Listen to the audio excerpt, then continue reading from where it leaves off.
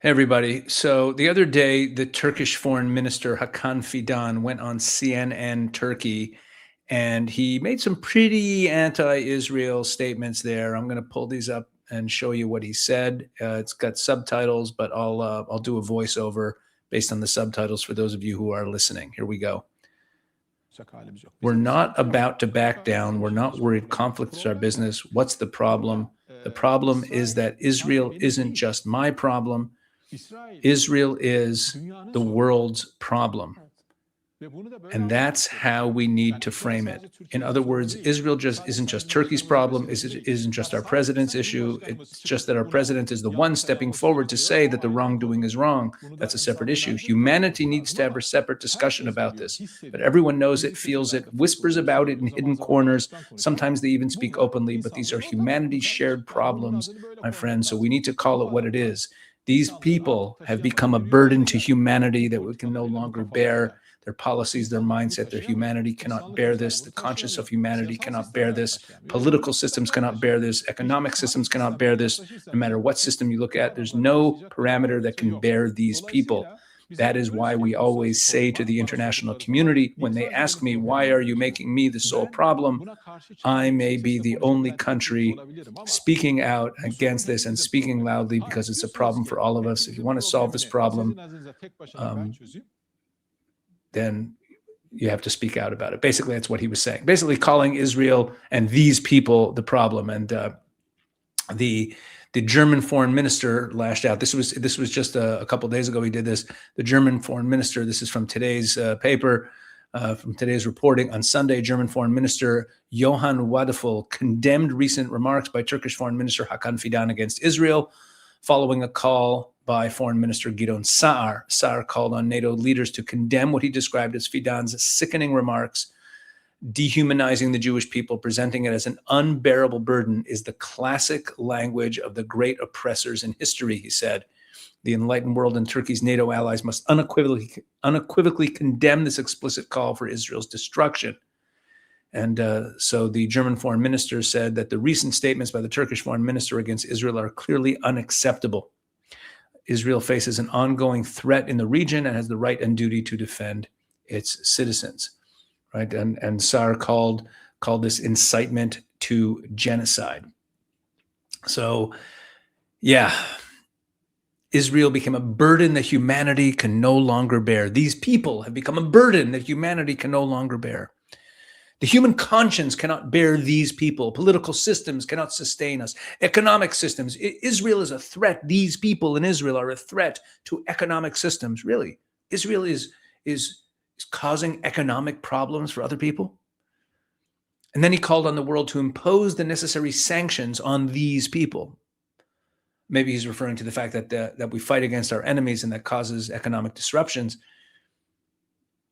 Turkey's an economy that's collapsing. Israel's is doing very well. But think about what Hakan Fidan is actually saying. He's not talking about a particular policy in Israel that he disagrees with. He's talking about the existence of Israel as a problem that the world needs to solve. The world needs to talk about it. People talk about it in private conversations, but they don't always say the quiet part out loud. But everyone knows that these people are a problem that the world needs to deal with. I mean, listen to this rhetoric. And Foreign Minister Saar in Israel, he calls it what it is. It's incitement to, this is like the worst kind of anti-Jewish incitement. It's kind of stuff you heard from Hitler. Right? We've heard this kind of language before, dehumanizing Jews as a burden, as an unbearable burden on the world. So forgive us Jews for taking it seriously when people say things like this. And here's what I want to do in this video. I don't just want to react to this one quote. I want to show you that this is part of a pattern coming out of Turkey, and that the pattern includes a strategy that actually plays out in some policy to marginalize Israel. Because if Fidan's comments stood alone, you could write it off as maybe just him running his mouth, but it does not. Erdogan himself has said that the genocidal, occupying, expansionist ideology called Zionism threatens not only him, but and not only Turkey and not only his alliance, but it actually threatens everybody. Right? Where is this? Yeah, look at that. Erdogan. This is a very recent quote. This is from from a week ago. Erdogan ties genociding, expansionist, occupying Zionism to threats to Turkey and to the 2016 coup attempt. They blamed Israel for the coup attempt in 2016. He blamed Israel. Look what he says here. He starts talking about the coup. I'm going to jump down here. Without explicitly tying the two, the next immediate comment claimed the same about the genocidal, occupying, and expansionist ideology called Zionism. He's talking about the coup in 2016, and then he pivoted immediately to talk about the Zionists. He says that Zionism threatens not only me, not only our party, and not only our alliance, but everyone. When we fight Zionism, we are not conducting a personal struggle for ourselves. We are conducting this struggle for our own survival and for the collective survival of our nation. Right? The problem is Israel. We need to deal with the Israel problem. Then his own interior minister, Mustafa Çiftçi, I don't know if I pronounced his name correctly. Look what this guy had to say. His interior minister, and this is from a month ago. Turkey's interior minister vows to liberate Jerusalem, return it to Turkish hands. To liberate Jerusalem. Right? He said that he was at a party convention, and he said that just like Turkey witnessed the liberation of Damascus and Aleppo, we will one day witness the liberation of Jerusalem. He actually said that back when he was a provincial governor, he used to pray that he'd one day get to serve as governor of Jerusalem. Israel's defense minister Katz hit back very hard. He said that Jerusalem has been the capital of the Jewish people for 3,000 years, and he reminded everyone that Israel is not a crumbling crusader kingdom. It's a country that has proven repeatedly that it can defend itself, and it will. And he even mentioned Ataturk sticking a finger in the eye of the Turks who are trying to bring back the Ottoman Empire that Ataturk was moving away from. Anyway, so within a few weeks, here's the key. Here's the point. Within a few weeks, all of these quotes I just showed you from the interior minister, from Erdogan himself, from the foreign minister, this is all in the same month. So you've got the president talking about destroying Zionism as a matter of national survival. You've got the interior minister talking about conquering Jerusalem. And now you've got the foreign minister saying that Israel's existence, these people's existence, is a burden the world can't bear. This isn't three separate people running their mouth. This is the top of the Turkish government, and it's consistent, and it's escalating. Three of their leading figures, all in the space of a month. And here's where it gets more serious than just words, because while Turkish officials are saying this out loud, they've also spent years backing it up or trying to back it up with policy. Turkey is the main patron of the new Islamist government in Syria under Ahmed al-Shara. They're training and equipping the new Syrian army, Turkey is, and some of the commanders in that army are people the U.S. has sanctioned over their role in sectarian killings. Turkey hosts an active Hamas office in Istanbul, and that office plays a real operational role, not just a symbolic one, in planning and funding Hamas activities. Turkey has spent years building influence in Lebanon and in Jerusalem itself, pouring tens of millions of dollars a year into all kinds of outreach activity in Eastern Jerusalem, to the point where you now see Turkish flags flying in parts of East Jerusalem. And Turkey's not doing any of this alone. Analysts are now talking about this emerging strategic alliance, this triad of Turkey, Qatar, and Pakistan. We're already seeing it play out in the current environment with the Iran situation. And there's efforts that look quite successful underway to pull Saudi Arabia and Egypt into that group. Qatar brings the money, Turkey brings the conventional military muscle and the veneer of credibility in the West, in their NATO. They're part of NATO. Pakistan, of course, has nuclear weapons, and they're a powerhouse. And here's the part that should worry anyone who's watching how the Americans are behaving. This triad, this Pakistan, Qatar, Turkey group, is positioning itself as America's preferred partner and mediator in the region going forward. You see the role that they're playing in everything now. At the very same time that America is arming and legitimizing the forces working against Israel and against Western interests. That's what's happening here. America is working with these people. They're arming them. There was one analyst at the Middle East Forum who described Turkey as an adversary that occasionally cooperates. I think that's about right.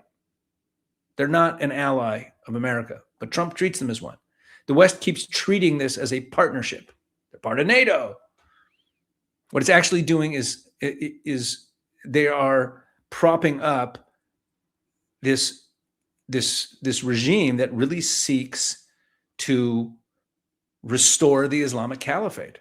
Talk about conquering Jerusalem and what Israel is. These people are a problem for the world. Look, this isn't only happening in speeches. Erdogan has publicly compared Netanyahu to Hitler. Turkey's Erdogan compares Israel's Netanyahu to Hitler at UN Assembly. This was a couple of years ago, but he's done this repeatedly. He did it also again recently on another occasion. An Istanbul court has actually moved to indict Netanyahu and 34 other Israeli officials on genocide charges. Now, that indictment has no real legal force. No one's going to arrest Netanyahu because of a Turkish court filing, but that's not the point. The point is that they're making normal relations with Israel politically radioactive for anyone who's paying attention. They're making their position very clear. And within Israel, Hakan Fidan, this foreign minister who I started the video with, he specifically is seen as maybe the most dangerous figure in this whole picture because he's not just a foreign minister. Foreign minister in many countries is often a stepping stone to being the head of state. And he's not just a foreign minister. He's a former intelligence chief. And a lot of people who watch Turkey closely think that he's the one who might be succeeding Erdogan. And Israeli officials see him as someone who's very close to the Iranians. There's one Israeli intelligence analyst who's been quoted calling him, Hakan Fidan, the most dangerous man for Israel in the region going forward. So when this particular guy, Hakan Fidan, goes on TV and says that Israel's existence, the existence of these people, is a burden the world no longer can bear, that's not just one Turkish politician venting. That's coming from the person that Israel's own intelligence community sees as a real long-term threat. So it's not just Erdogan, it's the whole gang around him. Okay, there's another dimension to this, which is not getting enough attention. And I think it's more, it might matter more long-term than any of these quotes that I've shared with you. So this isn't just me ranting about anti-Semitic quotes coming out of Turkey. You've probably heard about IMEC, the India, Middle East, Europe Economic Corridor. I've mentioned it many times in my videos.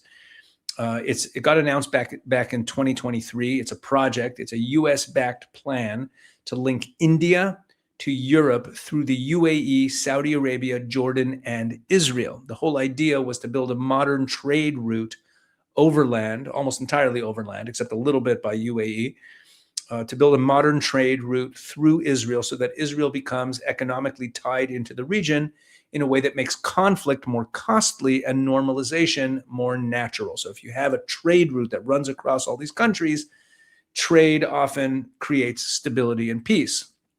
Well, Turkey and Saudi Arabia, here, let me pull up this headline. Turkey and Saudi Arabia, this is a headline from yesterday. Understand, all of these headlines I'm showing you, except the one from the UN from a year ago, this is all recent stuff. These are all stories from the last couple of days, last month. A few of the quotes were from a few weeks ago, but we're talking about current news here. Turkey and Saudi Arabia just signed a memorandum of understanding to revive something called the Hejaz Railway. Okay, that's a rail line that originally connected Damascus to Medina in Saudi Arabia back in 1908. Okay, so it was a north-south rail line. It went from Damascus down through Jordan, down to Saudi Arabia to Medina. And they want to revive this. And the new version isn't going to run through the old holy sites. It's going to run from Saudi Arabia to the port of Aqaba in Jordan, which is right, that's where Eilat is in Israel. And then it'll run north through Amman to Damascus and keep going to Aleppo and end up at the Turkish border. This is what this agreement, this news item on your screen is from yesterday. Okay, and this would mean that you would have a rail line that plugs right in from Saudi Arabia, goes up through, plugs right into Turkey. And Turkey is plugged into the European rail network. And Qatar is expected to be the one financing it. Okay, so Go through that route again in your head. Saudi Arabia, Jordan, Syria, Turkey, Israel is cut out of the picture. So one Israeli regional expert connected this to Turkey's other big infrastructure push, which is the so-called development road that they want to make through Iraq. And he made the point that together, if they develop this other overland trade route that runs through Iraq over to the other side, to Iran, Pakistan, etc., and you also have this trade route, you have this geographic loop with Turkey being the hub that connects the entire East to Europe. Okay, and that would take away a lot of the financial incentive that America is dangling in front of Saudi Arabia to have some sort of normalization with Israel so that we can have these overland trade routes. Now, you might say to yourself, well, why not? Why not have the trade route run from Saudi Arabia up through Syria to Damascus? Well, if you wanted to have a secure trade route, would you want it running through Syria? Would you want it running through Syria? How much do you trust that stability with terrorist groups and militias running around? There's a reason why the U.S. wants this trade route to run through Jordan and Israel and Saudi Arabia. These are countries that they can trust from a security perspective. Syria? Anyway, so when we just pay attention to the rhetoric, we see, Hakan Fidan, these people are a burden. But we also have the military buildup in Syria. Right? This railway deal, this Turkish-Saudi railway deal, with the Qatari money, building a physical alternative to Israel for an overland trade route, is what Turkey is trying to accomplish here. They're trying to cut Israel out. And Israel isn't just going to sit there and let it happen. The Economist recently ran a piece describing the whole dynamic that's going on between Israel and Turkey as the next great rivalry shaping the Middle East.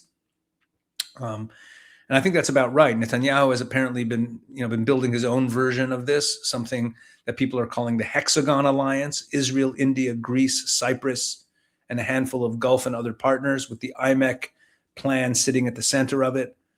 Israel has this very strong alliance. I mentioned, India has become a very strong friend of Israel, and we all know about the Greece-Cyprus alliance, which is meant to counter Turkey. So Israel's not sitting on its hands. Israel wants its own trade route that will bypass Turkey on its way to Europe. So that's the rivalry happening at the infrastructure, long-term economy level. It's not just about, name calling. So what do we have now? We have this rivalry. We have these two powers, Israel and Turkey, and they're each trying to solidify relationships and make sure that they have the overland trade route running through their territory, or that they control it and they control these relationships. And it's a real challenge. Look, while this is happening, part of what makes this also problematic is that Western governments are all right now, as we speak, lining up to honor and reward Erdogan instead of confronting him. Turkey's hosting the NATO leaders, the big NATO summit coming up. It's being hosted in Ankara. Washington just approved shipping Turkey 80 jet engines that together are, what is it? It's worth about $700 million. These 80 jet engines, they approved this sale to Turkey, and this is for Turkey's own advanced jet program. And Trump is reportedly considering letting Turkey back into the F-35 program, which they got kicked out of in 2019 for having Russian air defense systems. I made a whole video about that last week. Make sure you go watch that.